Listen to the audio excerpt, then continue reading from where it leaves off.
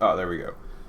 Hey everybody, welcome to Shami Wave, Kunban Shami, all that goodness. And today is Live2D stuff. This is gonna be a little different, and also you can see I'm looking a lot to the left, so that feels also pretty different. But today I'm going to be demonstrating how to set up a Live2D avatar and set it up for Facerig and then integrate it with Facerig and all that stuff. I might not show every step, but I'll show every step, but I won't. I might not finish today, but I'll at least show the major concepts, and at the end of the stream, or before I play Toho or whatever, because I think I'll play Toho later also. I'll be showing off exactly how to dump all that stuff into Facerig and have that show up. Another thing is, geez, this avatar has been a little.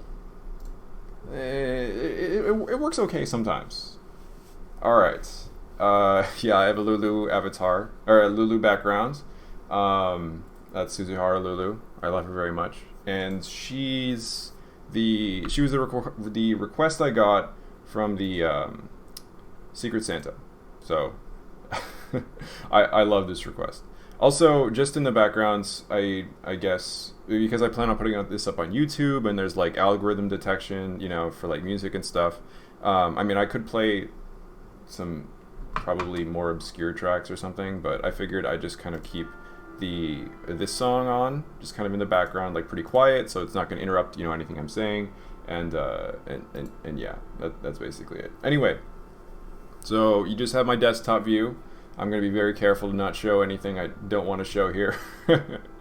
And I think we'll be safe in that regard. But I guess the first thing I can do is show this off. This is Live2D Cubism Editor 3.3. 03, unregistered. So I'm using the free version. Like this is set up for the free version. And if you are going to do this, I would actually encourage you to use the free version to start. And that's because there are some restrictions in the free version that will probably help you produce a better, a more maintainable avatar. I would say the pro version is actually really good for people who are, of course pros, but also doing pretty sophisticated stuff. The free version, there's a particular restriction that I thought was very restrictive in the beginning because I didn't understand how to manage it, but it's actually really it encourages you to build lots of layers as opposed to stacking everything on one piece. Anyway, I'll show off exactly what I mean by that in a minute. But so I can start free version, free, etc. We get this kind of nasty looking avatar, and I am using an older version of Cubism. And I do that because I believe Facerig integrates well with 3 point whatever. Can I make it bigger? Let's see. Oh, is it kind of small in the? Yeah, okay. Here, let's just clobber everything. I'm just in the corner. Hell, I'll make myself tiny. Facerig. What's a not useful corner of Actually, I'm pretty sure the right corner is not all that useful. You guys don't need to see what time it is. Who cares? Okay, so I'm over here today. There's not going to be a whole lot over here, so I think this works. Anyway, I'm going to open. So this is where I have my costumes. I've got all these different versions, and today is version 4. So if you haven't seen what I'm going to be working on, it's going to be this guy. I actually have a couple of. First of all, there are a couple things going on here. Actually, I was gonna tweet this. I was actually gonna say like, hey, if any. Hold on. You all can admire that while I tweet out like, hey, I'm streaming. If you're interested in like learning a little bit about Live2D or watch me build this, come on by. So more than just Discord invite. Let's see.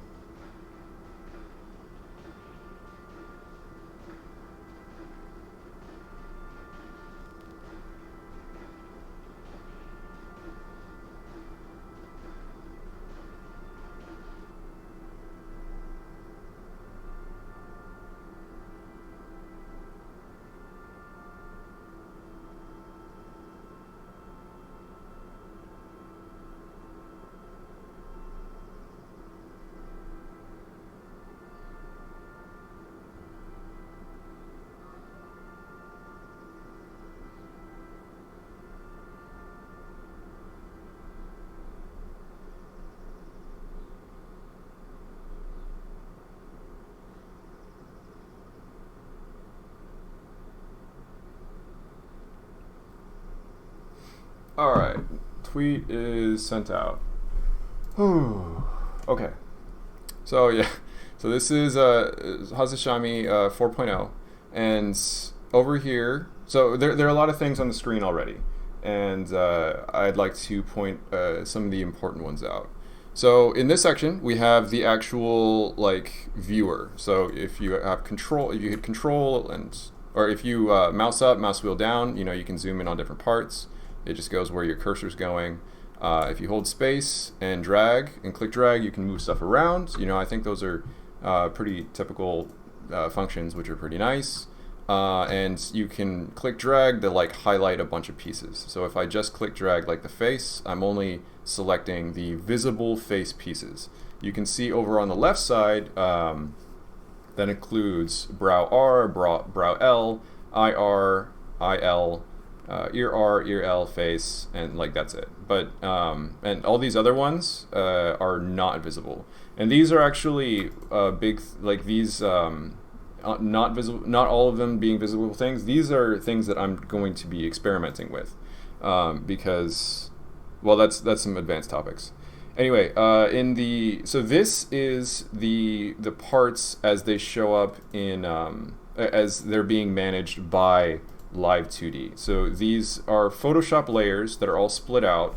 So I've literally created a Photoshop like file that's got all of these things. Here's like my initial sketch layer. But there's a Photoshop file that I've split out into all of these things. And I name these ways because I think it's actually pretty easy to manage. And I believe, and that's what I saw in the example, so I just kind of stuck to that. Yeah, naked. Lewd, too lewd for Twitch. Let's see how my ban RTA. Let's see how that goes. Either way, and we have this other view in the bottom. Oh no, I have these backwards. These are the Photoshop layers. These are produced from Photoshop, and they associate with like specific pieces. So like the face, if I like, and you can click these eye pieces to make everything go away. And if I click them all off, and I'm just looking at the face, I can just see the face, and I can just manipulate the face. I can move it around. I can click drag. I can squash it. Yeah, I can do I can do lots of stuff. And Control Z, Control Y, all that is pretty much as you expect. So let me actually turn on everything here, which is gonna look goofy in the beginning, but I promise it makes sense in the future. Okay. So this is, you can see my eyes are closed, and I want my eyes closed because this is the layer. But the idea, and this is what's one of the things that's different, is because on my current avatar, if I just pull this up so I can verify, but like this is me blinking. This is me trying to wink. Oh, well, I mean, Facerig doesn't really have very good wink detection, as you can see, because I can't do this. No, you don't need Photoshop. I just used this is just any. I exported stuff from Procreate as PSD. As a PSD, it's a Photoshop file, and this is what I grabbed. If I actually go to open, the files that it supports, it does seem like PSD images are probably what it supports. So as long as your tool can export as PSD, that's all. That should work just fine. So yeah, I use Procreate on my iPad. I drew this all out on my iPad. Another thing is, oh, there's a little fuzz here. That's not awesome. But like, I used a binary brush or a pixel brush, so it's like, I want to avoid as much of this as possible, because I think on my existing avatar, I used a textured brush, and some things look a little funky, let's say. So trying to avoid that in the future. Let's see. So I've gone over like moving around, manipulating this space, highlighting, Control Z, all that. These are the image layers, and these are the Live2D layers. I'm going to be putting more things in this space, and I can also do things like set up hierarchies. So, oh, do I have this backwards again? Oh yeah, it is over here. So I can actually set up, in one of these views, I can set up hierarchies with deformers, and deformers are a really big topic.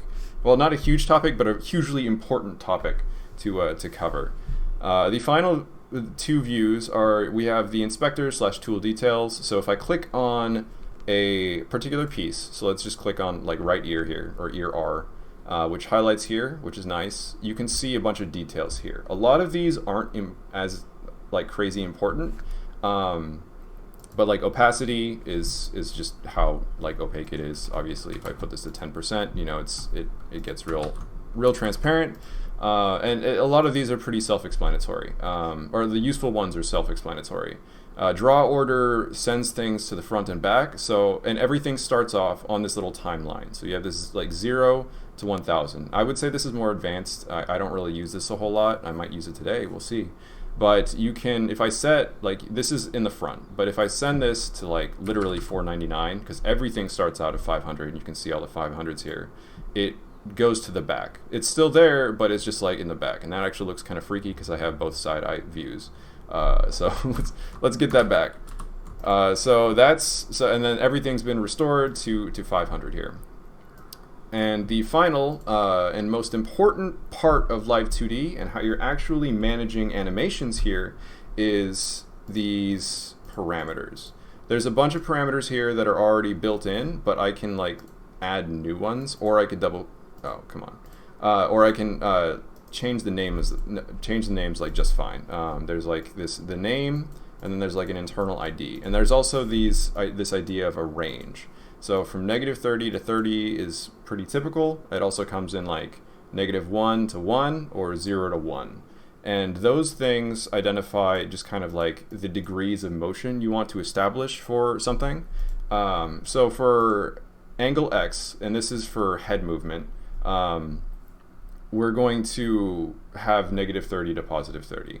The numbers aren't as important, it's just the fact that it's, like the specific numbers aren't as important as the idea, like this is the biggest range and we want the biggest range because we want this to be fine-grained. And also Facerig expects that. Whereas a different parameter like breathing, this one, if I right-click and hit edit parameter, like the default is it goes from 0 to 1. And breathing, you can see, breathing. Breathing is usually like everything just kind of goes up and then goes down. Maybe it kind of like your chest expands or whatever, or whatever it is.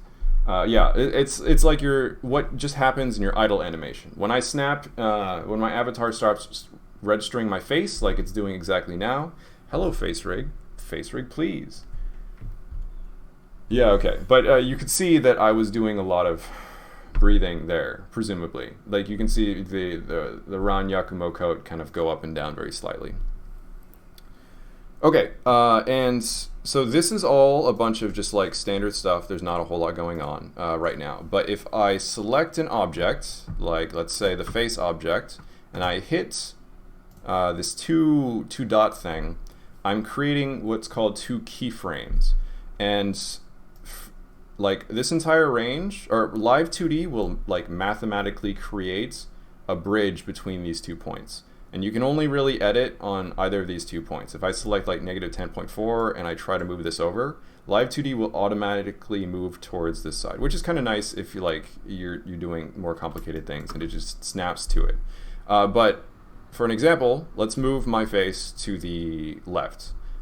For this basic form, and then as you can see, because and I only changed this keyframe, and it slides over to its original position on the original keyframe, which was this this other keyframe that still has the default value, which is all the way on the right.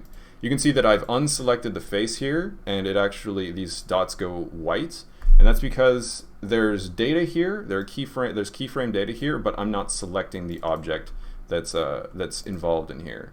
So but if I click it again, you know, they turn green, which is to signify that there's stuff going on. But yeah, I can move this up here, and it'll just make a straight line from both directions. So this is generally how we're going to be manipulating a lot of stuff. That's 2 keyframes. But for face stuff, usually, because like especially in the case of like there's some VTubers that are kind of like in a 3/4 view. It's useful to have 3 keyframes. So you're starting in the center. I can go up here. Oops. let's select the far left. Let's go to the left, and then so I'm going to the center, which is default. It's set here, and transitioning from the center to the far right is also in the same place. But if we do this, we see this kind of, it makes a bend. But basically it's going from the left keyframe directly to the middle keyframe, and once you're in the middle keyframe, you go directly to the right keyframe.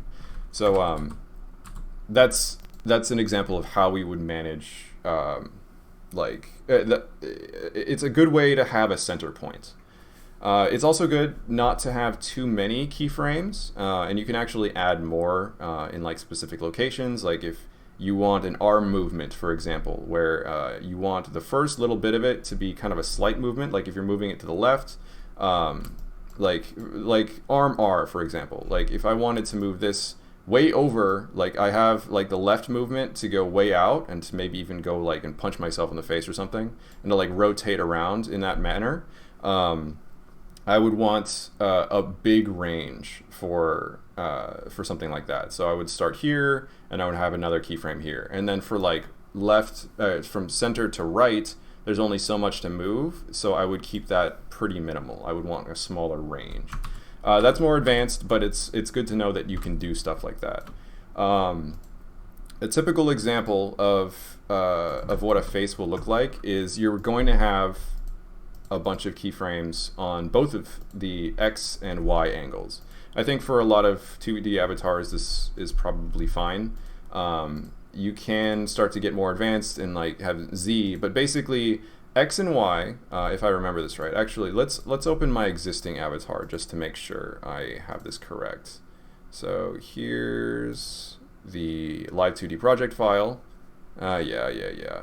I don't need to know all that. And I've set up a bunch of, there's like its hierarchy. I've set up like these folders, which is very useful. But if I go down to face and I click face, well, first of all, you're seeing this wireframe. That's something that I set up. But I'm clicking on this green thing that's called DW face, and you can see this lights up. Oh, and this linking button, which just links to the next one down, which is useful because if I'm doing this, but I want to know what's going on in like Y land, which I think looks goofy, it's useful to do this, and you can move around and create a 2D grid and see these kind of intermediary points and move around them pretty smoothly, which is nice. So I'm probably going to be referring back to this a lot because this has this information that I really desperately need. But if we just reset everything, oops, click on face, try to adjust it. Yeah, so it snaps back to center. X and Y, so at negative X here is turning to the right. Positive X is turning to the left. I mean, it's our right, but my left. Y down, or negative Y looks down, positive Y looks up. And like this green grid is something I'm going to be explaining a lot. Those are deformers. Those are very useful. But let's go back over here for a second. So something that let's see. I think what might be useful is to just like just to kind of set things up. I'm going to get rid of a bunch of different variables here. Yeah. And I'm just going to work on the mouth. So I'm going to make the mouth move from here to here. But if you see, like, if I just move it here, it looks goofy because it doesn't squash. And I want to create that illusion of 3D movement. And that's something I'm going to be doing with deformers, which is, oops, that's too much. Let's keep the face so I know where I am. And click everything else off. Okay, so we're here, and we have a mouth deformer. Actually, so I can set up, let's see. I actually want to delete these parameters. What's the delete parameter? Yeah, delete all keyforms. So this button just deletes everything that's associated with it. So now, once again, these two parameters don't have anything associated with them. The keyframes themselves are things that I'm going to be setting up, that I'm going to be moving around specifically. There are some nice things that can happen, like going back to, let's say I want to set up and this is something I do want to set up. So I have this X and Y set up on the mouth. If I'm going to set up, I want to set up this keyframe, the far left. So let's just do this as an example. So like a really quick and dirty example. And then to the right over here, and to the down, let's see, move down. And over here, we want to move up. So let me just make sure I've done all this right. So this is moving around. But the thing is, if we do this, and we go all the way to left, but what about the top? What about the top right and or bottom? The top right, right, bottom right, top left, bottom left. These are their own keyframes, and this, because we haven't set them up, it actually snaps back to center because this is still the default position. If I unclick this, you can see that there are these opposite sides going on, and that's important. Or like if both of them are in extreme angles, then it goes back to the original keyframe. So this is important because if you, especially if like I had angle Z for some reason, I'm not only setting up 1, 2, 3, 4, 5. I mean, this one's the default and presumably in the center. So 1, 2, 3, 4. I'm setting up 8. But if I add angle Z into that mix and I still have to handle all of those corners, I'm going up to, subtracting the original one, I'm going up to 26. So it's a lot. And you don't want to do that. There's a much better way to handle this for a lot of functions or for a lot of pieces. But basically, you don't want to make any one piece too complicated because it can get really fucking complicated and it'll take forever. I would say each keyframe takes me about 10 minutes to do. And during that time, it can be a little taxing. But there is a tool, an extremely important, extremely useful tool that I highly recommend. So if you click on this hamburger menu, it's called Show Palette Menu, and you have your piece selected, which is highlighted here.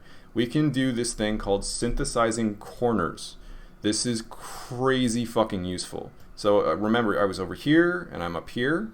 Now it just it adds these two positions together and it creates these corners for you. Now this is generated by some math. There might be some adjusting you have to do, like this is too far, so I would want to like squish it or something. But that gets you in a position where you can start working more quickly, basically. Cute hair. Oh, okay. I was scared that I have a preview, my stream preview set up, so I was worried that I still had my my Toho loading screen up. Whew. Welcome, Fiend, to the stream. I hope you're interested in learning about Live2D avatars. This is just my kind of lecture point because I'm used to talking during streams, and when I eventually start working on this, I'm probably not going to talk a whole lot. I was going to set this to repeat, actually. So just a quiet playlist in the background. Anyway, let me take a sip of water.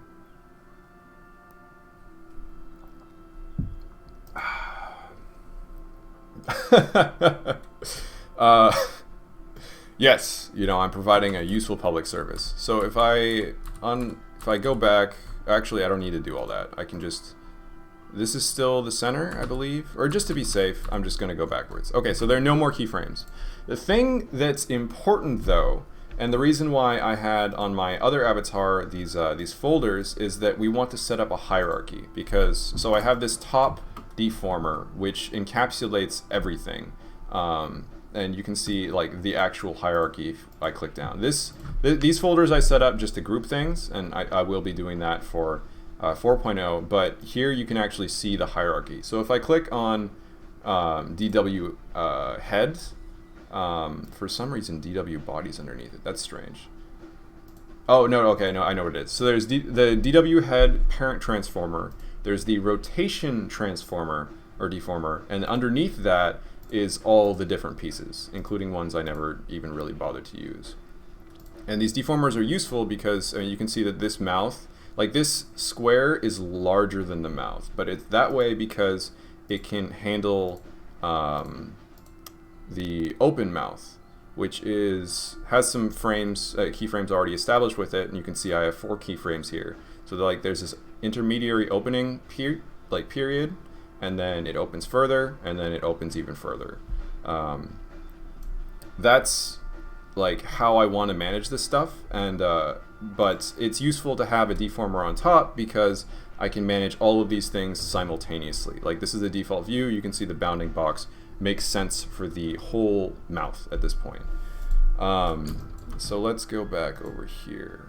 Okay, so I'm going to be using not keyframes on this individual piece, but I'm going to be making a deformer and create a hierarchy inside of this view in the bottom left, so I can manipulate both mouth and mouth open simultaneously. So let's do that. I'm going to select both. Okay, hold on. Let's select both over here. So I can select everything. I just did a shift click.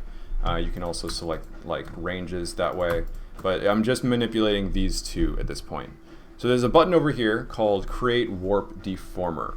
This is really, really, really useful. This is what I use a bunch of. I mean, if I click over to this view, I have like all of these deformers set up. All these green things, these are all deformers. And they're mostly what I use to manipulate actual pieces, basically. So I'm going to create a deformer. I've talked enough about this. Let's create one. That's fine. It's just telling me the free version has a limit of 50, which is a lot. I don't have any hair pieces or anything like crazy fancy, like more advanced Live2D stuff like anime girls or whatever, or like things you would see in Azure Lane or gacha games.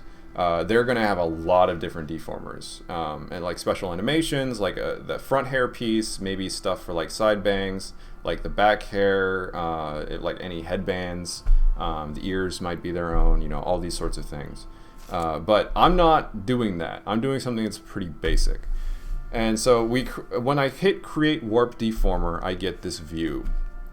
Destination part, root part, because I don't have any other part specified right now. I can give it a name, which is what I always call it DW whatever part it is. So in this case, DW mouth. I do this because it's just useful for me to kind of keep track of what things are. Like the icons are helpful, but it's really visually simple to see the icon, and also in this case, deformer warp is it should, I guess, be WD, but starting with deformer I think is useful. So this is just for my understanding. You don't have to do this, but if you've ever been in the experience of like you have 1,000 layers on something you're working on, and it's just kind of you're forgetting what's what, naming your layers, naming your deformers is really useful. Okay, this middle section, add. So there's this add as parent of selected object. I've selected 2 objects, and I want to create this hierarchy so I can manage both mouth and mouth open. So I'm creating I want to create a parent on top of these things. I can't choose child of selected object yet because I can't be underneath. That's useful for when you have a more complicated hierarchy. I can't do that yet. Or I could set parent manually where I specifically specify what I want to choose. The final thing I want to cover in here, I'm not concerned about number of conversion divisions. There's number of Bezier divisions. So this is basically like if I select 2 by 2, which is the default, it'll like create a box around this space, and there will be just 1, 2, 3, 4 sub dots. And those are useful for manipulating things. In general, I would say 3 is the most you would ever need for anything. And 2, and in this case, I'm going to put 3 by 2 because that should be like width by height. And because I have something that's wider than it is tall, it's useful for me to manipulate stuff in the middle. So let's create. Okay, that didn't. It is wider than it is tall, which is great. It's just I forgot exactly how this was set up. So we have the deformer now set up on both pieces. And what's nice about this is, one, I have this deformer set up down here. I want to arrange these things in a useful way in a second, and I will. But in the actual deformer view, we have this chevron that indicates there's a deformer for the mouth, and the open mouth and the open mouthpiece and like the upper lip are both visible. And if I manipulate this and I just manipulate the mouth, I can still do that. But if I want to do both, I can also do that. I'm automatically moving both pieces, and any manipulations I do to one is going to be something that, manipulates both, basically. And you can make stuff that looks really wacky. Don't do this. So that's an example of a deformer. This is also really useful because let me try to set up a bunch of keyframes. So I'm going to click off mouth open. Let me set, I want 3 keyframes on angle X, I want 3 keyframes on angle Y, and I want 3 keyframes on angle Z. But you can't do that in the free version. The max number of parameters allowed per object is 2. If you get above that, there's more math involved, you're getting more performance intensive, so you want to be careful about that kind of thing. But this is kind of what I was addressing, like this is actually a good restriction. You don't want to overcomplicate things because, like I said before, I'm setting up 4 things and manipulating, 8. But if I had this additional one that was all 3, I'd be manipulating 26. That's a headache. I don't want to manage that. So what I can do, if I still want that Z, I can actually select the deformer and I can create Z here. This is allowed. Deformers have their own set of keyforms, and these raster layers also have their own set of keyforms that you can manipulate. So this is a way to get more than 2, basically. Is this allowed? Shami says yes. Yes, this is allowed. So that's an example of a hierarchy. And also when you set up a deformer, you can see like this kind of transparent, or hopefully you can see this transparent square gets set up. If you click in the corners, it just highlights exactly what you're looking at, and the continuous divisions. But again, I don't really care about continuous divisions. Okay, so in most cases, I'm going to set up keyforms on the on deformers. There are specific times when it makes sense to do them down to the specific layers, but I guess I've covered a lot of concepts like pretty quickly. I've just been kind of going one into the other. I should be asking if you guys have any questions at any particular point. Is there anything that's like still confusing? I mean, I've covered like the view, how to manipulate Live2D itself, how to make things, visible and invisible, like what each thing is. I hope I've explained keyforms okay, and I hope I've explained deformers okay, but I'll probably have a lot once you actually do it. Yeah, that's totally fair. And you can reach out, feel free to reach out to me wherever, just ping me, and I'll go through these things. I'm gonna get a little bit more water. You guys chill out for a bit.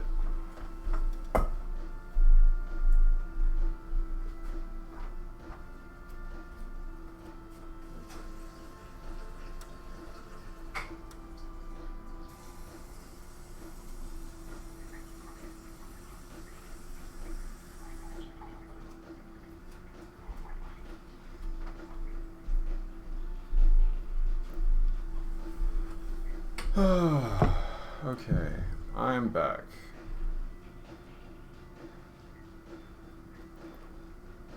Gotta stay hydrated. The distortions after the grid came up. Okay. Yeah, so let's see. I want to remove all the keyframes from everything because I try to keep my X. Let's start with X. So I want to set up 3 keyframes on the deformer. And for the center, I want, just it to be standard in the center. But if I move this over, let's move it. Like, this still isn't quite a natural look. So I want to do specific things. Like, I can, and generally, you kind of want to create this like 3D kind of shape to create the illusion of movement. So if I follow that, like this, the center of my mouth should be kind of in this curve, basically. So in order to manage that, I can select these individual green dots and start moving things around. Generally, if I'm moving stuff to the X, like to the left or whatever, I start moving these leftmost pieces in slightly, and I create a kind of a line to create the illusion of, hey, why aren't you moving the top piece? Oh, you are. It's just you're not selecting. Now that's a little weird, but that's okay. This might be a piece that I actually use the raster layer keyframes. Oh, but I also want to shove this stuff to the left to squish it. And ideally, you kind of get this sense that like this is a 3D. I want to create like a trapezoid basically, and it's a little bit slow to do so, but that's okay. I'm not going anywhere fast. This is a little odd that it's not actually manipulating the most important piece here, but I'll figure that out. Okay, so let's clean this up a little bit. So this looks goofy. I'm gonna fix this, but you can see like there's this kind of this shape going on, and this, while still awful and needs to be adjusted, like this squishes a little bit. God, it looks fucking bad. Let's fix some of this. This is not how this should look. So another thing that I would go into here is if I, oops, don't do that. What is that? I don't know what that purple thing is. Oh, I clicked one of the continuous divisions. Okay, so yeah, inside of the deformer, there's also the continuous divisions, and these are useful for something. I'm not even really sure. Anyway, I want to select this. So this is the mouth. This is the bounding box for the mouth, and there's all this space that's not being used. If I can only choose these inner white dots and move them around in order to manipulate the object. And this is actually why the deformer didn't work the way I was expecting, because it's not working, because I don't have, this doesn't match the shape. These 4 dots don't match the shape of the mouth. It's just a big box. And I'm going to be setting up something like, or like for this mouth, like I have all these pieces in order to manage, you know, all these different sections. And this is the kind of stuff I'm going to be doing on my I'm playing like SM64 Mario with my face right now, which is a lot of what Live2D is. You know, you can squash and stretch things all in different directions. So let me fix that real fast. Okay, great. So in order to set up those additional dots, we're going to click Edit Mesh manually. This is also an important button. So if I click this and I go over to Tool Details, the Tool Details tab, we have this menu that's usually blank, but when you're in something like this, you get to see exactly, you can get a lot better control. And in this menu, in the Mesh Edit mode, you can see that like, one, that everything's highlighted here, and this kind of makes this transparent, which is nice, and I can start manipulating where the position of these white dots are. So if I do something like this, this is useful to account for. Like if I do something like this, and I move the white dot literally inside of the raster layer, and I said, yeah, that's good, this actually cuts off. So you want to make sure your pieces, when you're editing your mesh layer and you're adding these dots, all encompass the whole piece. Unless you're doing something really specific. You can also add dots, and I can literally just click and start adding things. And let's say that's good. You know, I have this funky shape that's just in the middle here. If I click and say OK, I can manipulate this piece basically. I'm not changing this much at all. But things are being dragged because there's a relationship for over here. And also this is a strange shape, so I'm getting, again, some odd behavior. So not the best example. So let's work, let's actually show off like how I would set this up. So I have this plus tool, but there's also the minus tool. And if I click this, I can click on dots, and you know, one is escapes. So I also get an alert saying the mesh is opened, which means that like Live2D doesn't understand how to manage this thing anymore. And you actually cannot exit because it's not done. And there's also an eraser button, which I want to make a little smaller. Jeez, I guess I can't. I'm sure you can, but I'm not sure how. Anyway, I can just erase everything. And usually when I'm making a new mesh, that's exactly what I do, because more water.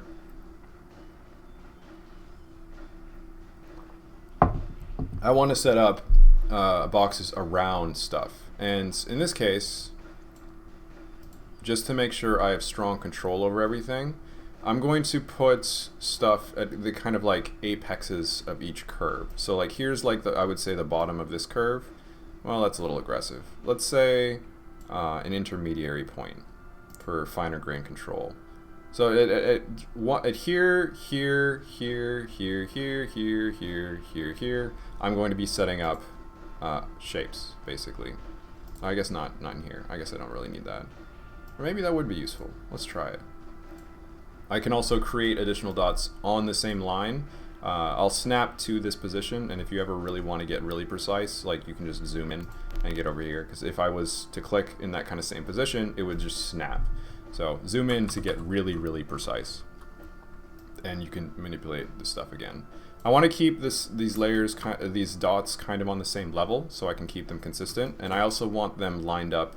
When I'm going over and around, I want them lined up vertically, or relatively vertically. So here's about there.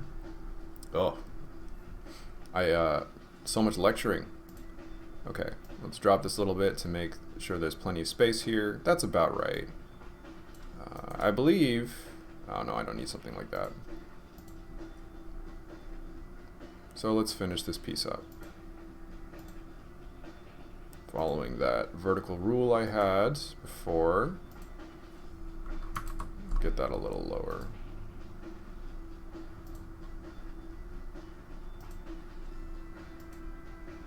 I think I'm really used to just continually talking, like from my StarCraft casting days, so it feels awkward to have this kind of empty silence. Okay, so I'm clicking the selector tool to go over here, because if I clicked literally with the plus tool and I went from here to here, I'm creating a new line. I don't want to do that. Alright, sometimes I do want to do that, but not in this case. Okay, so this is useful because this is like, it encapsulates the object perfectly, but something we can do on top of that is we can set up intermediary, or like dots inside of the object too. And I will be doing that because this allows for finer grain control on the top of the upper lip and the bottom of the upper lip. I might not need that exactly, but I think I might be able to use it. So, and from here I just want to connect everything, and you can see that there's like these kind of, hopefully you can see these like light blue lines that show suggestions for like how you want to link these things up. So, and generally I just kind of, I'm not sure if this is the best thing to do, but I take a lot of hints from what is it? Like 3D modeling, and I just set up a bunch of triangles because 3D modeling has a lot of triangles because they're efficient for calculating. You can do lots of very fast math with triangles. So I figure that might be useful, and I apply that concept here. Actually, something I want to do here, I want to make sure that like this is pretty consistent. Let's see. Yeah. Okay, so this over here, I've actually forgotten something. So I want to delete these two lines, these two connections, and I want it to match this kind of apex point of the corner of my mouth here. So I click a dot in the center, and I create some new connections. Okay. This is actually kind of relaxing once I get into it. I kind of like doing this. So now the mesh is no longer open. It's completely closed. It's not a square anymore, and that's okay. That Live2D doesn't care about that, as long as there's a contour around something. So I click that, and we're good. So now I can start manipulating individual pieces. So if I manipulate these, like this dot over here, it should only matter for this part of the triangle. So yeah, exactly. Great. I'm not full of shit. So I can literally pull this as far up as I want, and this is literally only this section of my mouth. Yes, big. Whoa, big. Okay. And if I go to, and actually I want to do this for the lower mouth too, or the open mouth, I should say. So once again, I click into the mesh editor tool and I delete all these because they're useless. Or, well, they're not useless. It's just I'm not going to be using them. And let's start putting pieces down.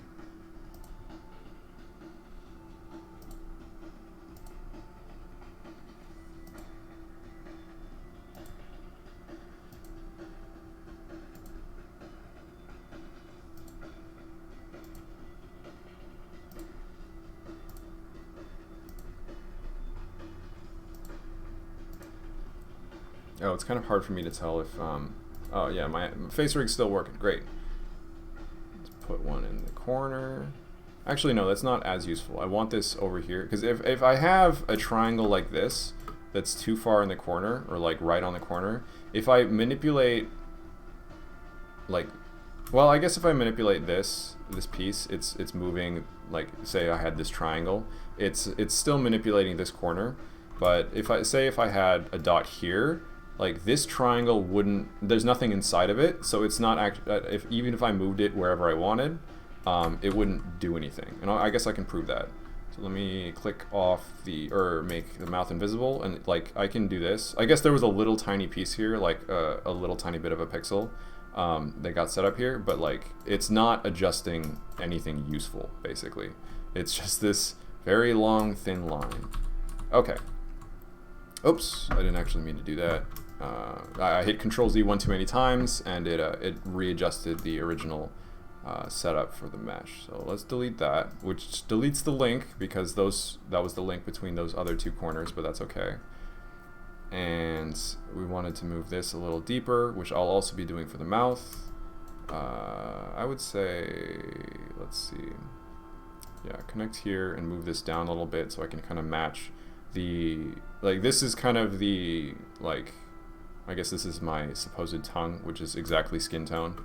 I'm a space cat, don't worry about it. And this is the kind of like interior of my mouth, the implied interior of my mouth. Maybe it doesn't come across that well, but whatever. Let's see. I like to have symmetry in my pieces. I'm not sure if I maintain that on the other one, but, well, we'll see. Oh, actually, I'm just kind of missing a piece. I want a dot, let's see, here, and move it up. Yeah, that makes more sense, I think. Does it? I feel like this is getting a little muddy. Let me delete these, because I'm not very far in. Yeah, this is, I'm missing a dot here. Or maybe that's because I literally just deleted one. So I set up this connection, drop it a little bit. Or maybe move this one inward. Like this is a lot of space. I have leeway here. Click over and I get this nice line. Okay, that's good. So this one isn't as useful. Let's get rid of that. Click, click.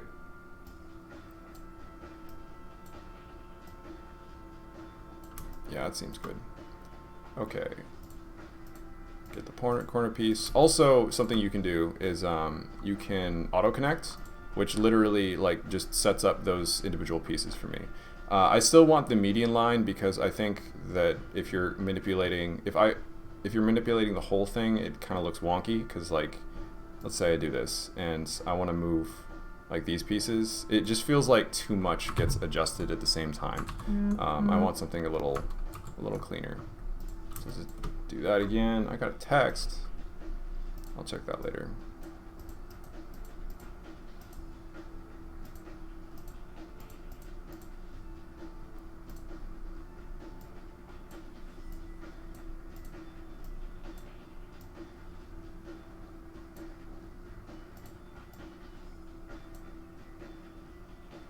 Yeah, I do have an extra dot on the right side. Look at that. Boink. Alright, now comes a lot of clicking. I'm actually kind of forgetting something. Yeah. I want these center pieces. This is a pretty important line, I think, so I'm going to let that dot stay. I'm not going to follow my vertical line rule very precisely here. Okay. And I think these connections are fine. This one, this triangle's shape is a little more severe. Yeah, okay. It's because it's a little high. And also the mouth that I drew isn't exactly perfectly symmetrical, and that's okay. But these triangles now are kind of more consistent, and I think I can just auto-connect. So there we go. A clever dot placement will pay dividends. You know, it'll save you some time. Okay, so now I have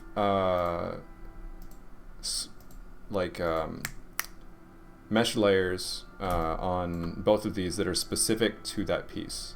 So if I start moving stuff around, this now manipulates much better. Like before, like this piece in the center wouldn't move because there were only those 4 pieces for this warp deformer to understand, to manipulate. And now that I have everything, like it all mushes up how you would expect, or in a more sensible way. So it's important to set up these whatever meshes. I forget what they're actually, just meshes, I guess. Okay, let's set up the angle X. So this whole time I've been on the left keyframe, which doesn't really matter because, well, it does. This is the one I want to change. Actually, well, this is useful to show off. So if I click the DW or my deformer here, and where's the red box? Oh, I'm not on a particular keyframe. Okay, I was on like 0.3. It went to 0, and because there's a keyframe, you see that there's this red box again. If I hold Shift and well, okay, if you hold Shift on the red box, it just scales everything automatically. But if I hold Shift and I select the Control, there we go. If I select Control and adjust the shape of the deformer, it'll change according to how I have it set up. So I actually want this to be pretty close, but I also want to be careful. This is tricky. I think I just fell victim to something on my own. Is now because the deformer has a different bounding shape, I'm automatically scaling, and because I was on a keyframe and I had keyframes set up, I'm only adjusting the deformer as it exists for this middle piece. I didn't change the deformer as it exists for this piece. So actually I want to go back, fix all this, and so now it's consistent again. And actually what I want to do is I want to delete my deformer, and I want to set it up again. Actually, I didn't really need to delete it. What I could do is I could just eliminate the keyforms. So there's no dots for it to consider. And I click on this, and I have it set up how I want it. And even though I'm on 0.3 here, I can manipulate this because it doesn't have any keyframes it's caring about. I'm adjusting all versions of this deformer as they currently exist because there's only one. Is that inside? That's inside. That's inside. Okay. A smaller shape means you have finer grain control, so or more accurate control over pieces. So I just want to make sure I have that set up well. Okay, and now I will add keyframes. So we have angle X, and finally, after how long have I been streaming for? This kind of lecture period. I've been streaming for an hour already, and I'm finally actually adjusting my first shape. I think it might be useful to keep the kind of I'll set up this shape on this keyform, and I'll stop recording and then start recording again to show off to split out this into 2 uploads. The first one will be the lecture upload, I guess, and then I'll stream actually setting up more deformers for however long I really care to. Another useful function here is because if I moved it to the right, but I kind of moved up and down a little bit, if you right click anywhere you can select guide and you can add lines, which is really useful, and it's right where you right clicked. So I now have a line that shows me exactly where I was, and in fact I want to get a little better. Let's be real precise here. Horizontal line.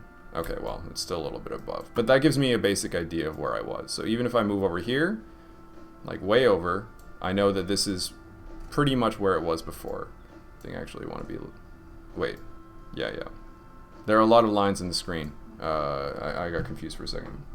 Okay, so yeah, if you're moving things back and forth, you know, like these guiding lines are really helpful. And you can go to guide also and open guide settings, and you can see all the guides you set up. So if I set up add, if I want this to be this is where I'm going to, this is a useful bounding box, I can set up a vertical line and a horizontal line very precisely. So I have this very particular point that I care about, not just these two lines. Although two lines, you know, are useful in themselves. But I can also manipulate all these guides, and you know, I can hopefully select a bunch, and they highlight here, and you can just delete them, or whenever.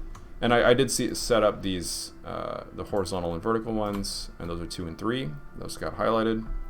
Don't need those, so I delete them. And I'll be deleting this this guide later also. Okay. So we have the warp deformer for the mouth. And like I kind of said before, I want to create an illusion of 3D. So I'm going to squish this shape into place. And I want to make a trapezoid that kind of matches my expectation here. Actually, I want this trapezoid to be a little bit higher on top and a little bit more squished on the bottom. Hopefully that doesn't create any problems later when making the auto filling in keyframes for the Y for filling in, you know, like these corners that I eventually want to set up. But I'll cross that bridge when I get to it.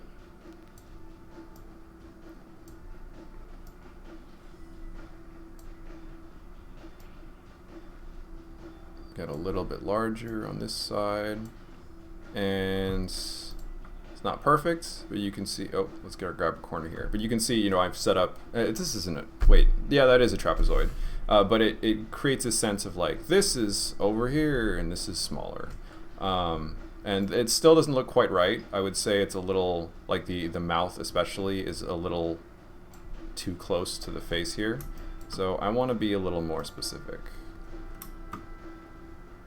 Let's see. Maybe I crunch it even more.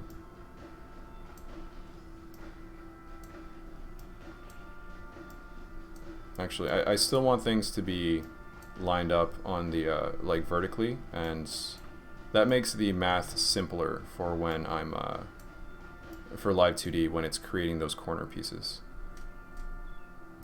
So this is okay. Yeah, this is fine.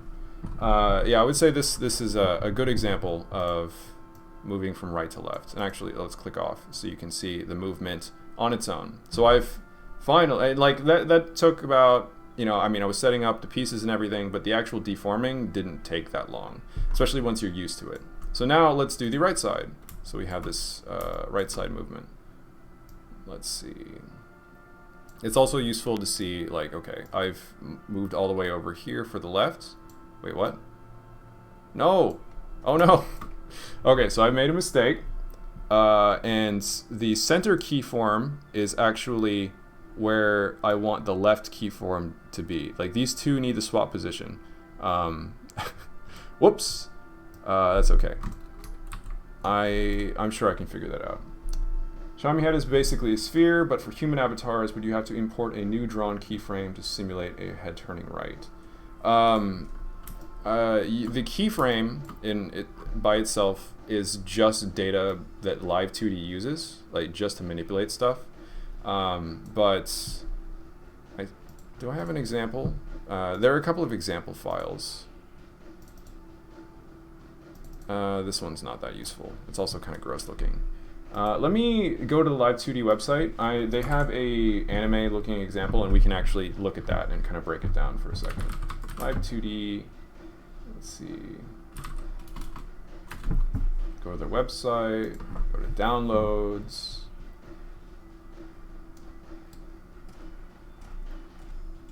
Sample data. A lot of these are Pro only because they're really complicated.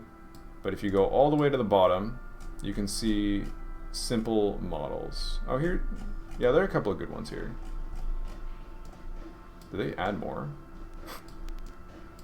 There's some really cute ones, like this one. That's adorable. But you can see it's Pro version. I guess, you know, I have this open. I've only got 2 tabs open. You know, there's not a whole lot of danger here. But like, there's all these examples. These are actually built into the Live2D module for Facerig. So, oh, I can be literally Hatsune Miku. This one I think is going to be a little tricky because it's she's already looking to the left. I think that's maybe not the best example. One of the ones at the bottom that I saw that is pretty good. Well, she's kind of looking to the side a little bit. Here, okay, this one's a good simple example. Let me pull this to the left. I'm really hoping my download window. Oh, show folder. Yeah, okay. So let me move this over to. Oops, don't do that. Let me move this over to where I want this file.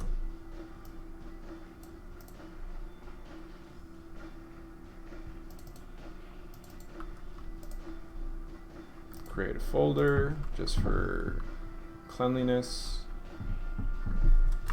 Oops, I can go in. This can go in the example Facerig.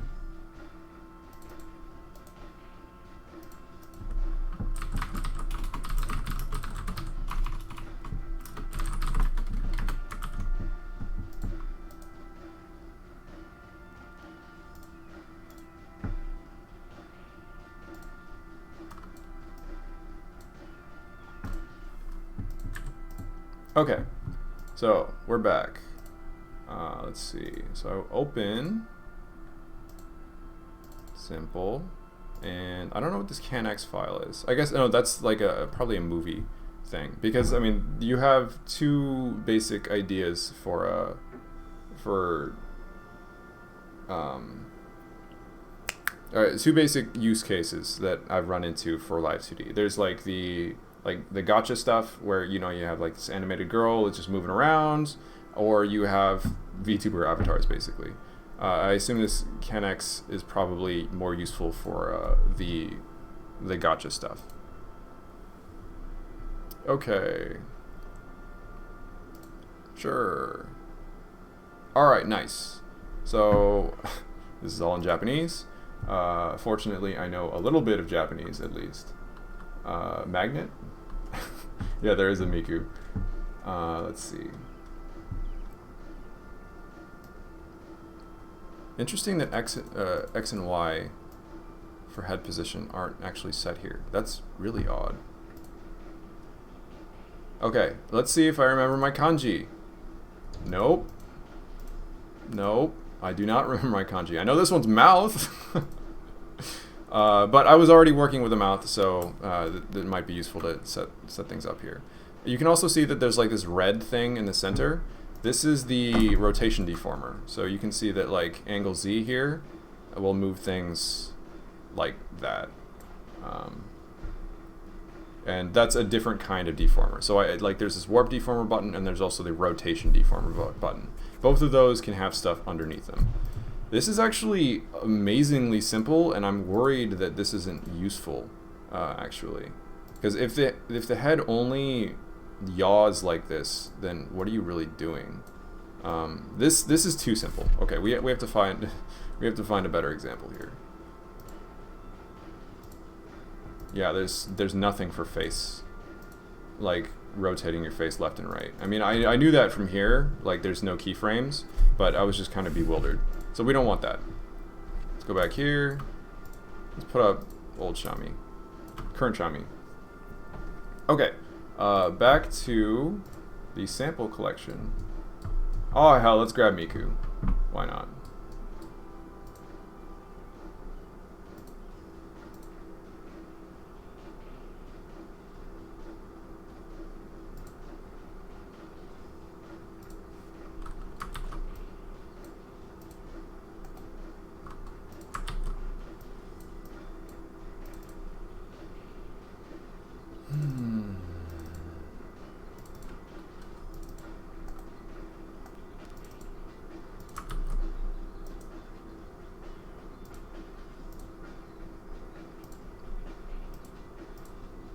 distracted. Alright, I have high hopes. Runtime. Hopefully there's a good amount of stuff here. CMLX file.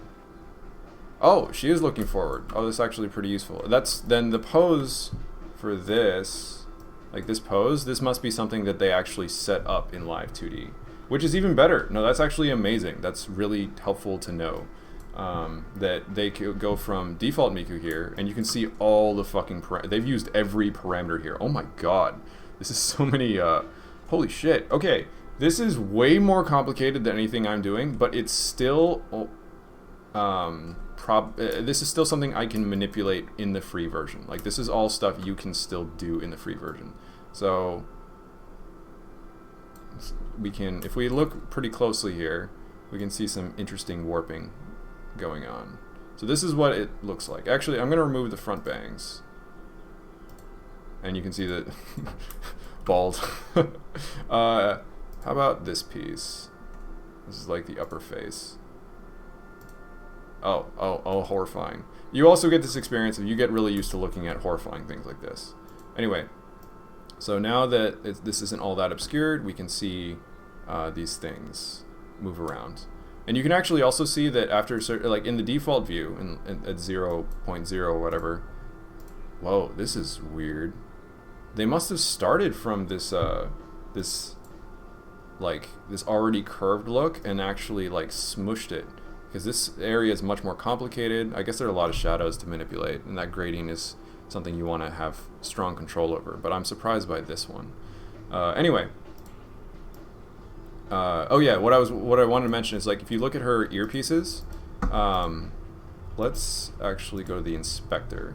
So you can see it's the draw order right now is 490, which means it's a little bit in the back. Like 500 is still the default.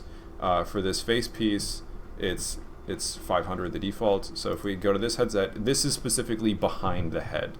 Like if I set this to, let's move it. Oh, I can't. It's not letting me. Well, whatever. But if I move this over, I presume, oh, it doesn't. Okay, this one doesn't, but this one does. You can see that there's this kind of point where it's snapping in front of the face.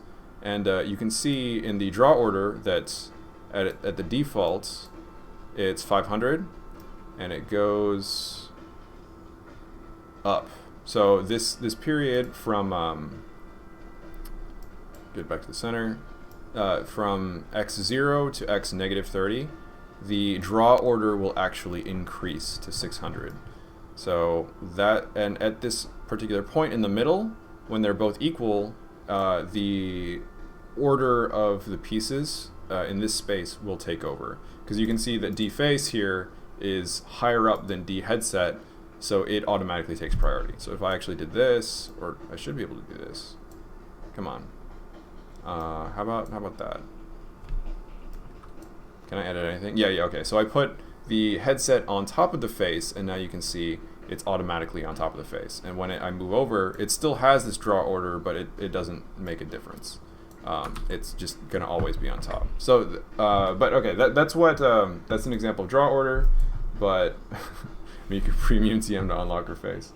The warping of her chin was deforming from the program. I presume, I don't have the the source file that they used exactly here, but I presume that this is already warped. They took that existing picture and then they shifted it around to actually make Miku look forward and left and right and close her eyes and and look around. What's this one do? Yeah, so you can make her look. You can make it look up and down. You can go all around. What is useful, and this is important, is really important actually, is that, like, okay, I have this, but these keyframes aren't linked to these ones. And the useful thing about deformers in particular, and specifically deformers, not art meshes, these, if I like select the actual physical layers here, is that if you deform something, it will stay that way even if you're moving other keyframes. So Miku is still looking to the up and right, even if I'm looking to the left. And deformers do a lot of like math in order to establish, you know, like the direction you're looking. If you just did art meshes for this kind of stuff, the eyes would probably stay in the middle, actually, and they would stay looking left, but they would just stay in the middle because they don't understand that information. Deformers do. Deformers are really, really, really important, really, really, really useful. Yes, yeah, no, the amazing thing about Live2D is, oh wow, she's got rotation deformers for her hair. Let's, whoa, I don't even know what this is. Hold on. I'm like distracted now. Where is the key form that applies? Oh yeah, there's X and Y, I guess. I guess this is, it doesn't actually do any additional rotation, it just stays in this space. No. Keyform. Yeah, okay. So they just set up these angles in the first place. But yeah, so like I've covered a lot of stuff, but you really only need, if you have nice drawings and like you're clever about your layer setup, you don't need to do anything new. The appeal of Live2D is that you're not drawing new stuff. You're just squashing and deforming stuff to make shapes you want, which is the real power of Live2D, is that you can create these from existing work. And I'm going to go back to Hazashami and finish my much simpler mouth over here. And although it might be kind of an underwhelming place to stop, I think after I do the right side of the mouth and create, you know, like this back and forth and all the way to the right, I think I'll play some Toho and then probably end the stream, because I'm actually a little more tired than I was expecting, and this is a lot of talking. But I've illustrated some basic concepts, and hopefully, oh yeah, these are backwards. Okay, so I want to edit parameters here. No. I want to, over here, reflect. How's reflect work? No, I think actually the keyforms that I set up, I just kind of screwed up. So let's do this 3.0 again, and let's set it up all over again. I've specifically selected the left keyform, so it's not in the center. Oh, and what I did over here is, like, if you click in this box, you can select a menu here, and you get these specific menus. So you can reflect swaps the position of keyforms. So like if I had something here, you know, like let's literally have this, and over to the right, or actually a real world example would be like, oh, I set up the positive X in the, like, this is backwards. Like if Facerig, when I export this to Facerig, it's going to, you know, get it's going to be backwards from what I'm expecting. If I hit reflect, it literally just reflects it. If I hit adjust, I can adjust particular values. Like if I don't want 30, I can put, like, let's say 10 or something. And this now should go from, okay, maybe I don't understand that one as much as I would like to say I do. Well, that's okay. And there's also a change, which is you can change it to be another thing entirely. Like if you selected the wrong keyforms in general. Okay, a clip, the true power of Live2D. I'll have to look at that later. Okay, let's actually set up these deformers. Hey, where's my deformer? What the? This does not look normal. What happened here? Where are my Bezier curves?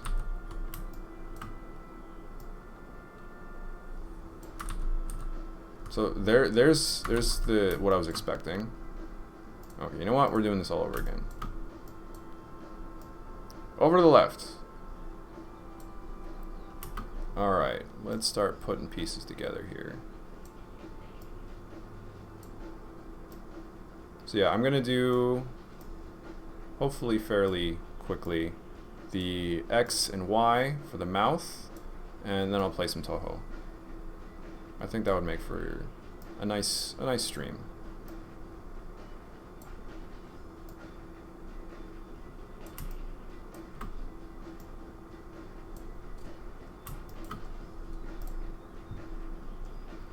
aggressive on the top here.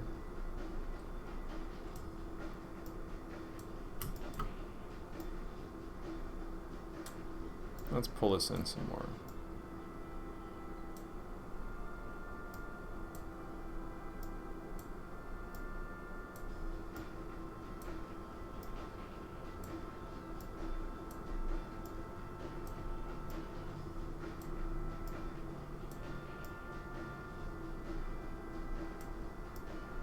Make sure we line everything up.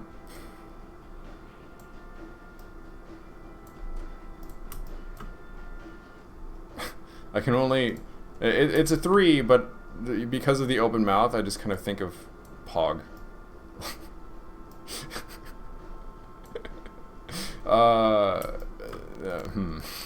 Okay, that's maybe a little too far to the left overall. Let's select the whole thing and pull it to the right, just a touch. Okay, looking better. I don't think it looks as good as the last one that I did. Let's pull these closer too. Okay, and I'm actually going to set up some guides for vertical lines here, just to kind of, that's for later. Okay, let's go to the right. Oh, let's also, yeah, it seems okay. Maybe we squish this in some more. There's lots of little adjustments that you end up making. Yeah, Xiaomi Pog real. But it's got to be facing the right. You know, we have to build Xiaomi Pog right-facing version.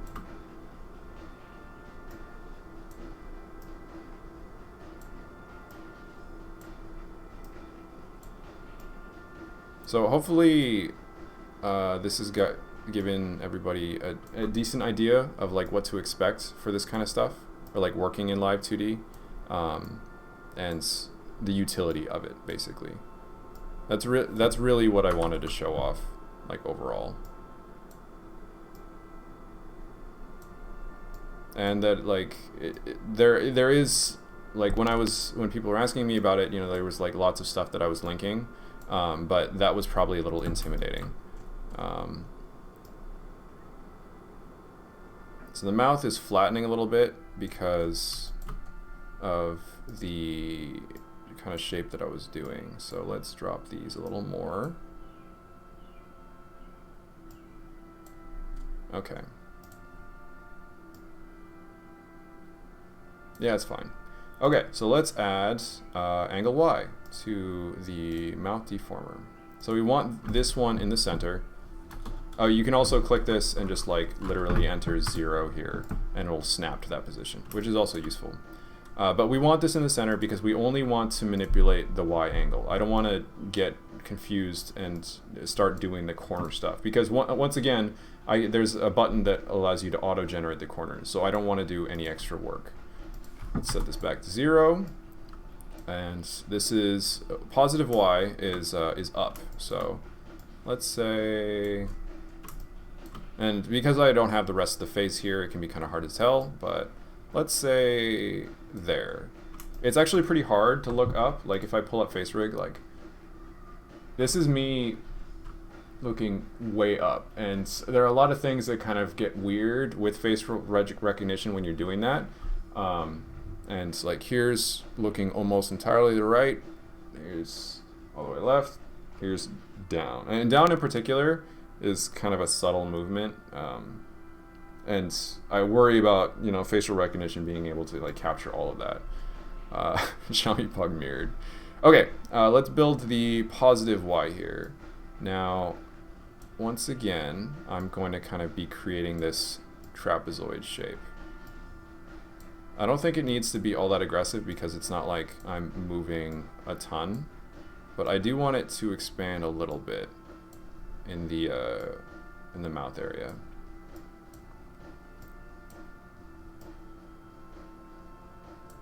And I want to keep the original sense of what I was working on, so.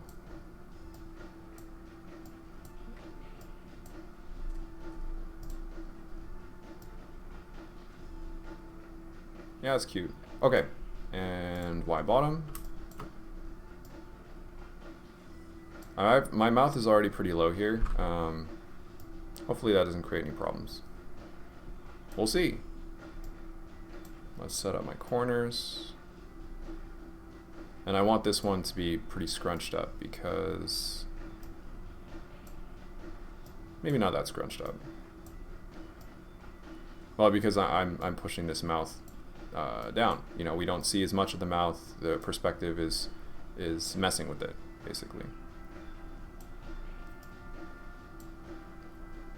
This is also, you know, lower than the original position, so I kind of want to keep these clean. I want to keep these dots pretty consistent with the top form. Okay, this is a little too aggressive. Let's see. Make sure everything's lined up. Let's actually drop these some more. I think yeah, I forgot to do that. So it was looking a little funky. Like the lower mouth, or the open mouth raster layer looked a little bit strange. Okay, so now we have mouth up, mouth down. Okay, but once again, if I link these, like these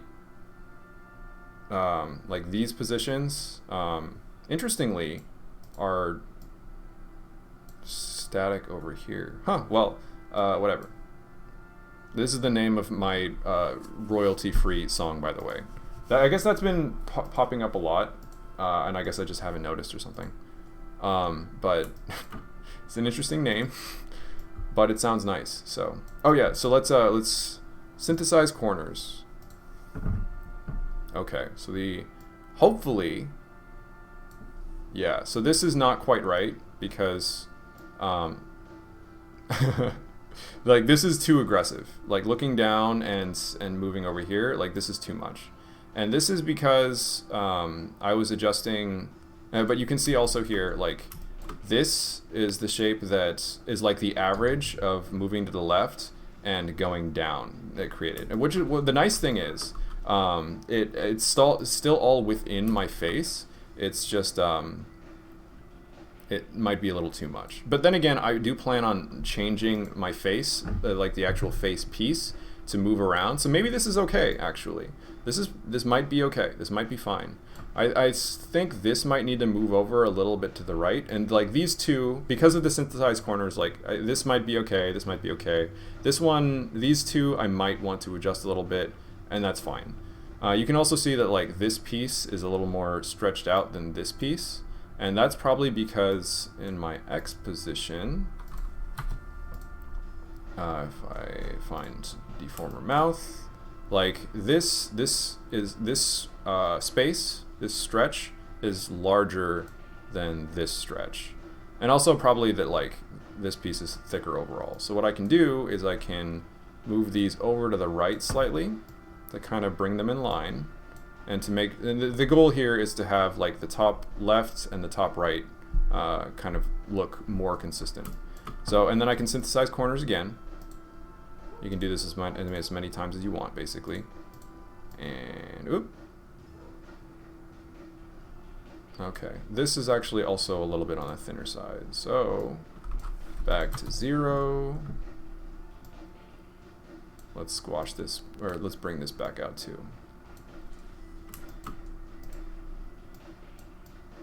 Oh, and synthesize corners. Oops. Select the thing you need and then synthesize corners. Alright, snap back to the middle. Interesting that it's creating this shape. Oh no, I guess it's actually, that's because of the upper Y. I stretched the thing out and I created like this kind of trapezoid shape. I mean, I can literally look at it right here. Yeah, this shape. Okay. Well, I can futz with that a little bit more later. But when I actually do the face stuff, even though it's a ball, like my face is literally a ball, or like my head shape is literally a ball. Yeah, you can see that only the mouth is being adjusted here, so I can make a real goofy look here. But even with the ball, you can kind of squash if you do this. like you can still kind of create the sense that like I am looking left or whatever. So like this makes more sense in that context. I mean, okay, I have a bunch of things on top of that that'll look a little goofy, but that's the basic idea. Okay. And once you're coordinating everything together, well, another thing that would be useful, and let me actually do what I said I was going to do forever ago and set up. Okay, the folder system. So folders are called quote-unquote parts, and you can have 30 folders apparently. So let's say just Hazashami. So this is the whole thing, and let's just say Shami all, and that's just for my own like categorizing. Now I'm going to select everything and stick it in here, and that's just drag and drop. Okay, now everything's in this folder, which is nice because when I like load this folder up or load this file up, I don't have a gigantic list of stuff. I can just like click the one specific thing, and then I can add subfolders. Okay, hold on. I'm gonna click don't show again. Go away. So now I'm gonna do mouth. Just call it mouth, and I want mouth and mouth open in here, but I also want I want all of these in here. Let's see. Let me. Can I make this bigger? Yeah. So I want all of this in here instead, and I want to drag mouth in here. So okay, I have all of these, and like all of the raster layers show up, you know, on their own. But oh, and you can also see that because it got sent to the bottom, like it's underneath the face, which is not what we want. So we pull it back up, and like this is the position that these parts, this collection of parts, should handle. And typically, you know, like you want the deformers on top because they're literally on top of everything. Like they're manipulating a bunch of stuff. Omelette du fromage. Yukuri Shami?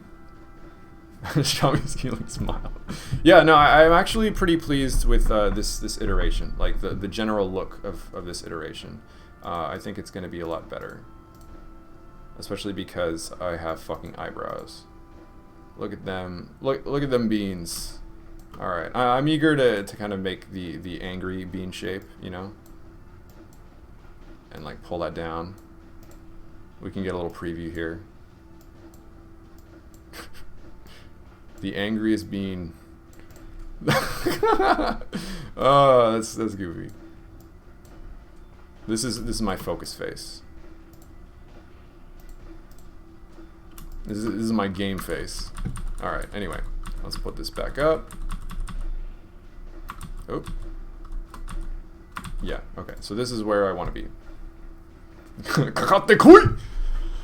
Ah. All right. More parts or more folders. Okay. So let's do. I guess eyes. Let's just call it eyes. Put that under Hazashami.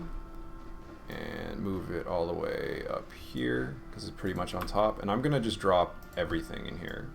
So eyes is the most complicated area, and a lot of this is some testing because the way I plan, so this is just kind of moving forward, and specifically for Hazashami or myself, is like when I move my eye to the left, I want to have this move out, or if I'm looking to the left, like I want this to move out, but I also want this to kind of like it'll start squashed. Like if I'm only moving a little bit, looking a little bit like this, it'll kind of look like this, and the more I expand this out, it'll kind of like it'll move out and kind of get to its original shape, and that'll kind of show off like, oh, I am looking up that way, and this is also useful for like going upwards. Because, and I think the blush lines also kind of indicate that kind of like that base, but because this is kind of hard to identify as looking up, but if I have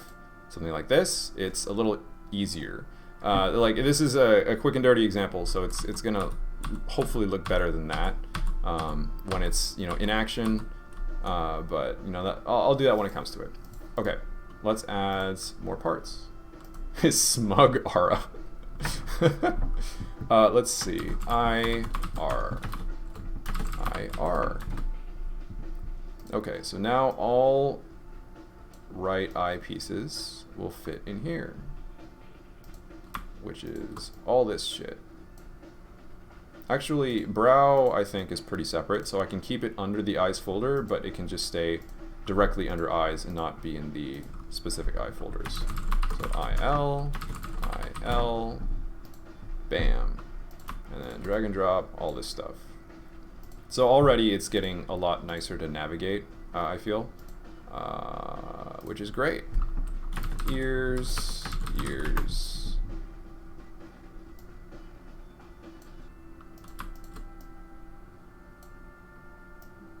Oop.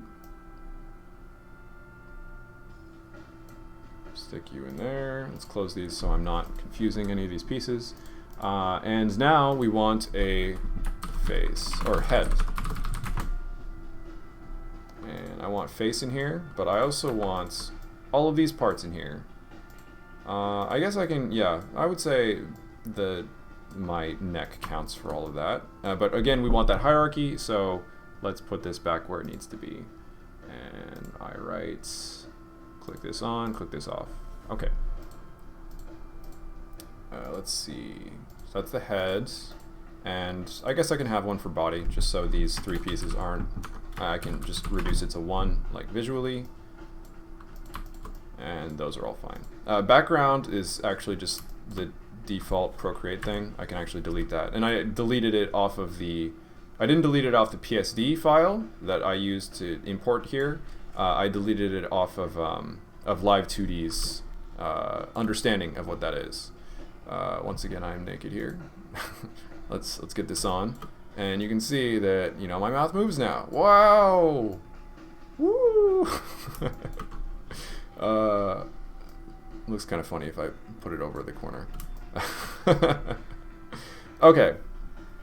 Over here, let's see. I have a bunch of, once I have a bunch of deformers here, this will also get cleaned up, and I can collapse these things too, which will be nicer. You can see I pretty much have these match how I have in the current hatsune. I have these match how I have them set up in the folders, just so it's not super hard to find stuff, but also I might have some advanced things like here I have IR and a deformer for IR, the ball, and then also one for head position. I don't think that. So this is actually, because there are no keyframes associated with it, this is actually not useful. This is I probably had an idea here that for something, but it just didn't pan out. I actually used my eyes open and closed just right on the raster layer itself, and I just pretty much squished it, which looks pretty goofy, but whatever. How about an example of, oops. So I have mouth open. I have a lot of these that don't have anything associated with them. Yeah, the only one that does is this one. Huh. Oh, and even though I've selected this, you can see that as I deform, I guess you saw this with Miku also, I'm adjusting everything that's associated with this keyform. Woo! Okay. So I think that's good for Alright, I think that's good for now. Let's go ahead and save this. Because I like to work in chunks. I don't like to continually work hours and hours and hours. It's like cracking a stone, like just a little bit every day. You'll get it down. There'll be less stone the next time you come back to it. Anyway, so I have this CMO3 file. Oh, I should demo this in Facerig. I can show off exactly what it's like to move that stuff to Facerig. So I have this CMO3 file. Don't pay too much attention to my hierarchy here. But if I want to export for runtime, I want a MOC3 file, MOC3 file. This is what actually has all of the data for movement, and that's what Facerig uses. But I can't do this right away. I actually need a texture atlas. So, and a texture atlas isn't something I've addressed yet, but there's this button, which is literally edit texture atlas. Yeah, whatever. For the free version, you don't want a file larger than 2048 by 2048. That's actually really important to know. I should have mentioned that before. But oh my god, you can go up to 16 384. Oh my god. Well, that's crazy. And there's this automatically layout button, and I guess let's Xiaomi Atlas. Put my full name in there. How's the Xiaomi Atlas? So I click OK, and it automatically lays everything out on this file. Kind of like a what do they call it? It's like a texture for 3D models. A lot of these things kind of there's overlap, and it's useful. Okay, so I want to hit OK because it's generated, and it actually builds a file. And from that, I can create a Mach 3 set of files. So here, the things you want are, so SDK 3.3 is fine. You really want this JSON file. This is important. I think the CDI3 is also important, and I don't think I've messed with anything else. This is probably fine. Yeah, I guess you can make these smaller if you need to, but I don't need to. Okay, so I'm progressing this, I'm creating it, and let's see. Okay, so then I have a bunch of files that are built out here. Originally it was this with this, and these are the new files. These are useful, this one, this has the Live2D data, these have more data, and then this is the actual texture atlas. Oh, whoops, I shouldn't have stuck in my, you can see that there's like the sketch. That's not necessary. That's invisible, and I should actually delete that. But that's okay. It's not going to show up in Facerig. Anyway, I'm going to grab the generated files, and I'm going to move them over to Facerig. Give me a second. Mach 3. Show me fast. Hayai! Oh, okay. So you can see that I'm in Steam, and like here's Facerig. There's all of my games if you're curious about that. So Facerig, I'm in Facerig. You go to Mod, VP, PC Custom Data, Objects, and then Facerig expects particular names here. So let's see, Hansa, Xiaomi, Live2D, new. I'm going to be swapping some things around here. Actually, let's just call this temp for temporary, because I'm going to be moving my existing Facerig file into this file into here, and then swapping things around. So I'm actually going to close Facerig. I'm going to disappear for a second here. Goodbye, everybody. So close that, and now you have a spooky voice. Just the disembodied voice talking to you. And let's see. I think. Oops.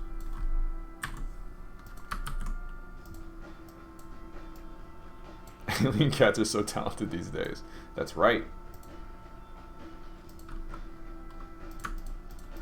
We have to work hard to be recognized, to get the respect that we deserve.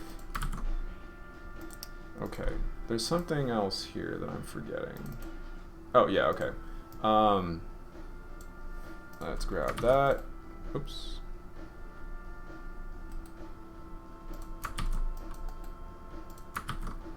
Okay, so inside of this folder, in this objects folder, this is where I placed the new. This is 4.0.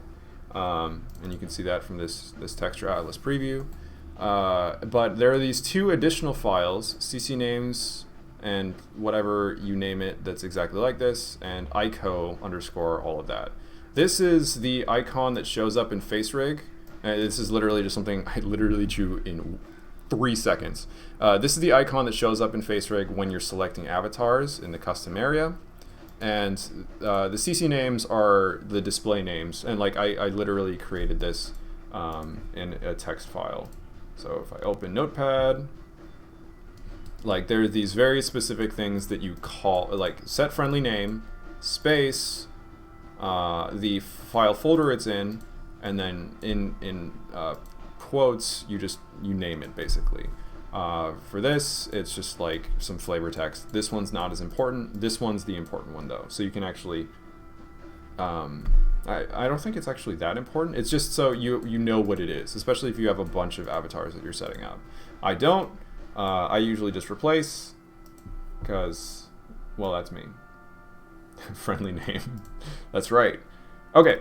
So I am now going to start up Facerig again. I have so much down here. And you can see the horrible look that Facerig has. Like, oh my god, I hate this UI. There are a couple of features that it also has that I'd like to cover real fast. So use face tracking just by default. Hide in-app GUI because there's a big ugly Facerig software in the bottom left. And hide logo, which is also useful. Hide logo is it's the logo, and in-app GUI there's like a bar on top that I don't want to show up when I launch it. The burger is in fact disgusting, but at least we get this cute Live2D. When you have the Live2D module, it shows this off. So since I've replaced Hazushami, you can see that like literally it's me now, but only I have my mouth animated, so I just have this really fucked up look. Alright, and for some useful tools, one, you can see the icon. If I hold Alt and scroll up and down, I can make it bigger and smaller. If I hold Alt and middle click around, I can move it around, and then there's all these other functions that are pretty nice, which I can explain on their own time. Anyway, this looks horrifying. I want to see what this looks like in context. Oh my god! But we're gonna close that out. We're going to let's replace this all again.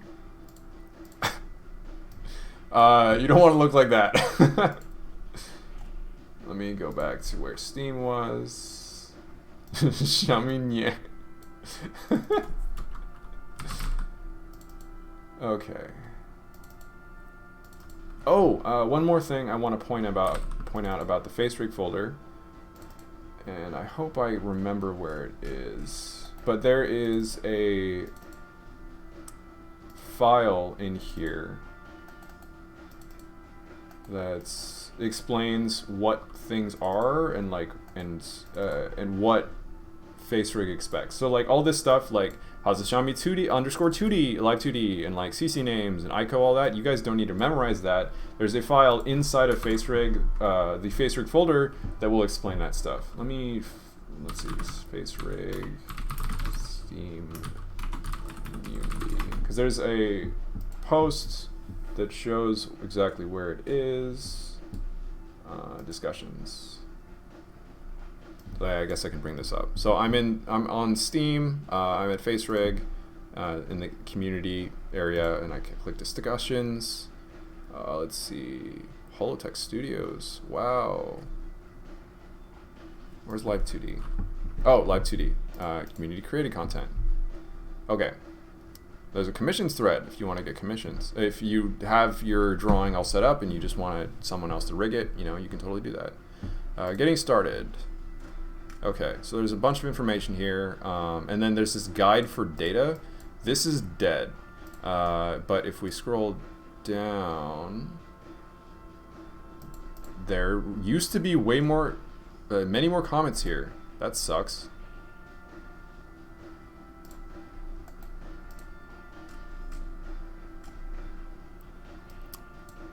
Well, I know there was a PSD file somewhere in here. Also, this owl kind of freaks me out.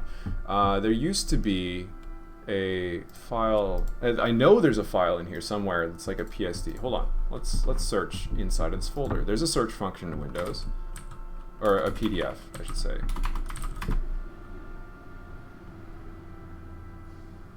Yeah. Okay. There we go.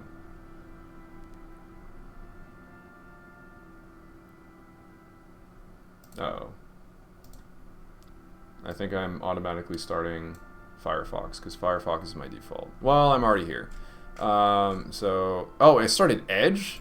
Oh my god. There was There was a Microsoft update semi-recently that just kind of makes Edge your default for a bunch of it just removed Firefox as my default. This is not going to make me want to use Edge outside of this specific thing.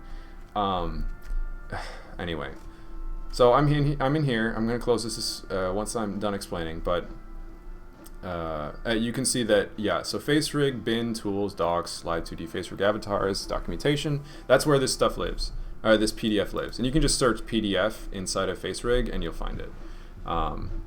Let's see. So this explains where you put your data. Explains, you know, what it expects. Facerig only supports up to 2048, but can go smaller than that. Oh no, it can only support square images. So when you're creating your art file, your art file, yeah, it's easiest to go from art file all the way down. Make a square image. That's why I have all this extra space. This is so Facerig can understand it, basically. So we go down. Some overview, some physics. This is for fancier stuff. I'm not messing with that. This explains the icon and the friendly name thing. There's that section, and then there's like exactly the angles that or the parameters that Facerig supports. So like all of these, which is not all of them, period. Especially since there are going to be like I'm sure there are a few custom animations that you could do that Facerig does not support. Facerig does not support everything. Oh yeah, I was going to like put for trifling. Good band. Microsoft is yeah, okay, anyway. I can't believe they made Edge my default.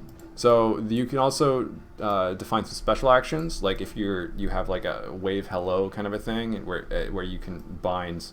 You have Facerig selected, and you hit, you know, by default these buttons. There's special poses, all this extra stuff. But basically, there's a lot of information in here that's useful for reference. It's not written in a really all that nice way, but hopefully with the context I provided here, it's little. You banned the actual Microsoft account. That's okay. They can stay banned. Screw them. Anyway, I'm gonna put regular Facerig back up. Or I mean, my regular face back up. Start Facerig again, and play some Toho.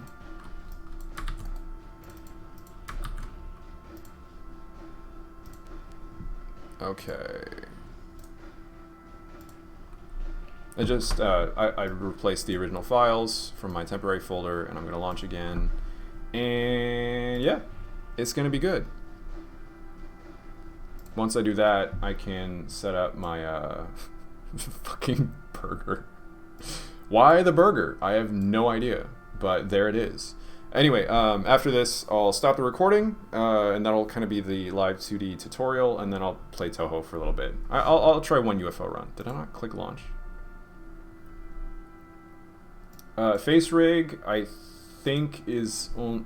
I'm not sure if it's only available via Steam. Steam is the dedicated launcher that I use, but there is like a default website, Facerig/stores. I'm just kind of looking into this real fast. Where is it sent? Oh yeah, no. Oh my. Okay, so this is not what you want. The Facerig does not cost $300 fucking dollars. Professional VTubers. Wow. How much does that cost? Holy shit! Holy fuck! VTubing is expensive. Or you can go to Steam. I would say go to Steam for this. Unfortunately, yeah, you would need Steam for this, but it's $15. The Live2D module. We're gonna browse the horrifying stuff here. Let's see. There's yeah. You can look like a very ugly Trump. And the Live2D module. Live2D module is $4. So in total, $19 plus tax, basically. Okay, let's move this over. Let's Close this. Yeah, let's save. Yeah, let's save. Max number of textures. Oh, it's for this one. Yeah, I don't want to save. I have 2 textures open for that. So this has already been saved. There's no asterisk to indicate saved. It needs to be saved again. So we're over here. Okay, I'm going to stop recording because that was the tutorial section.